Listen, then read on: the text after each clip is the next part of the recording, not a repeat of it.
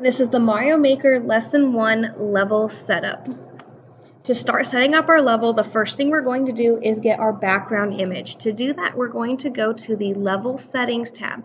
The Level Settings tab is at the bottom along your menu. When you press Level Settings, a new window will pop up below the black space. Go ahead and move the Level Settings window up higher so you can see all of the options here. First, what we need to do is choose our right boundary. Once we've chosen our right boundary, then we can go in and we can choose our correct background. If you don't see your background here in these options, you may need to switch games. We're currently in Super Mario Bros. 3, but the background you want might be in Super Mario Bros. 2. It has different backgrounds. Once you've found your background that you want to use, I want Snowy Hills.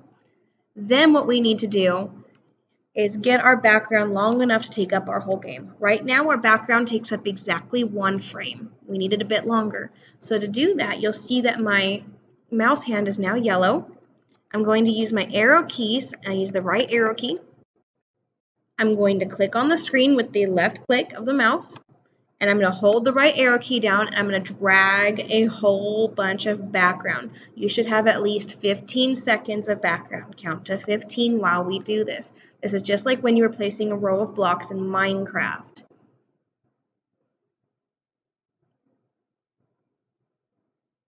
Alright, that should be good enough. A nice long chunk of level for me to work with. If I need to, I can always add more background later. The next step we're going to do is we are going to add Mario at the front of the level at the start.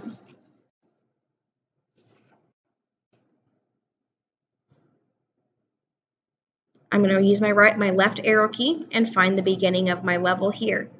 Then I'm going to go back to the level settings window, and I'm going to choose player 1. Do not choose player 2. You cannot just play as player 2. Player 2 is a follower-only character. Do not use it. Only click on player 1, and we're placing Mario right about there.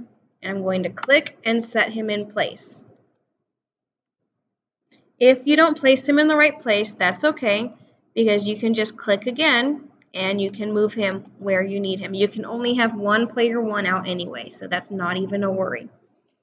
Now, once we have Mario on our level, and notice I left some space down below because we have to put in floor for him to walk on, our next thing to do is pick our music. Each of the games from Super Mario Bros., Mario Bros. 2, Mario Bros. 3, Mario World, RPG, and 64, they all have their own music. So make sure you pick the one that you want. I want Super Mario Bros. 3, and I want the Overworld. I've disabled my sound so I don't have to listen to it all day. If you don't want to listen to your music, you can go to Miscellaneous, Music, and press the None to turn off your music. Just remember to put your music back on before you turn in your game. Now, a couple other features you need to know about. If you are doing an underwater level, over here in the middle, we have the underwater button. If you turn this on, then Mario is swimming, just like as if he was in water. The no turn back button, which is right above it, if you use this one, it's more of a hard mode kind of game where Mario cannot go back or go left after he's already been somewhere.